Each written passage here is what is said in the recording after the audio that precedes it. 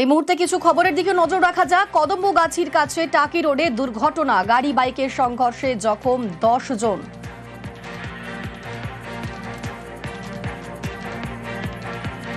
হঠাৎ গাড়ির সামনে টোটো এসে পড়ায় বিপত্তি।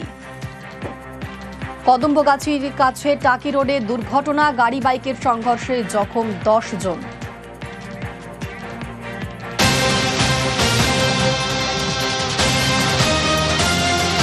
অসমীতে কলকাতা সহ একাধিক জেলায় বাড়বে বৃষ্টি।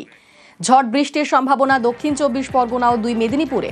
ভারী বৃষ্টির সতর্কতা কলকাতা, হাওড়া, উত্তর 24 পরগনা, হুগলি সহ একাধিক জেলায়। নিম্নচাপের বৃষ্টি চলবে দ্বাদশী অর্থাৎ শনিবার পর্যন্ত। রবিবার কলকাতায় দুর্গাপুজোর কার্নিভাল, সেদিন থেকে বৃষ্টি কমতে পারে দক্ষিণবঙ্গে, তবে দুর্যোগ বাড়বে উত্তরবঙ্গে।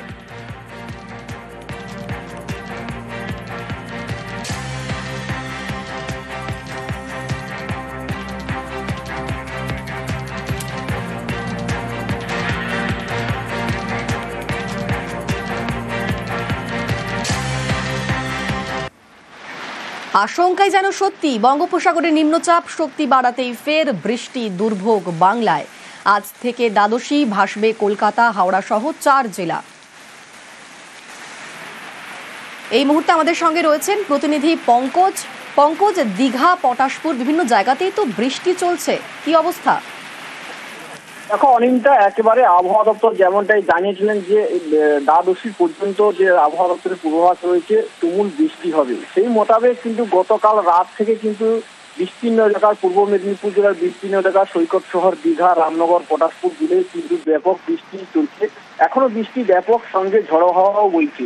যেক্ষেত্রে পটাশপুরের বিস্তীর্ণ এলাকায় প্রায় একাধিক রাস্তা জলের তলায় ডুবে গেছে এবং চাষের জমিনেও ব্যাপক ক্ষতি হয়েছে, এমনটাই মনে করছেন কৃষকেরা। মনে করছেন চাষের ব্যাপক ক্ষতি হবে এবং আজ দশমী, যেখানে পুজো মণ্ডপে যাওয়ার যে দর্শনার্থীরা যাবেন তারা কিন্তু এখনো গৃহবন্দী হয়ে রয়ে আছেন, কারণ যে ব্যাপক বৃষ্টি, যা বৃষ্টি শুধু বৃষ্টি নয়, সঙ্গে ঝড়ো হাওয়া বইছে।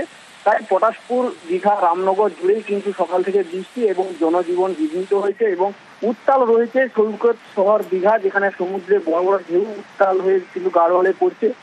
এবং আজ দশমী, যেখানে সিঁদুর খেলায় মাতোয়ারা হবেন, মাকে বিদায় দিবেন, তার ক্ষেত্রে কিন্তু এই যে বৃষ্টি অনেকটাই কিন্তু বিঘ্নিত হলো, যাতে কিন্তু দর্শনার্থীরা তারা পুজো মণ্ডপেও যেতে পারছেন না এবং তারা কিন্তু যথেষ্ট কিন্তু চিন্তিত যে এই বৃষ্টি দ্বাদশী পর্যন্ত চলবে, এমনটাই কিন্তু জানিয়েছেন আবহাওয়া দপ্তর।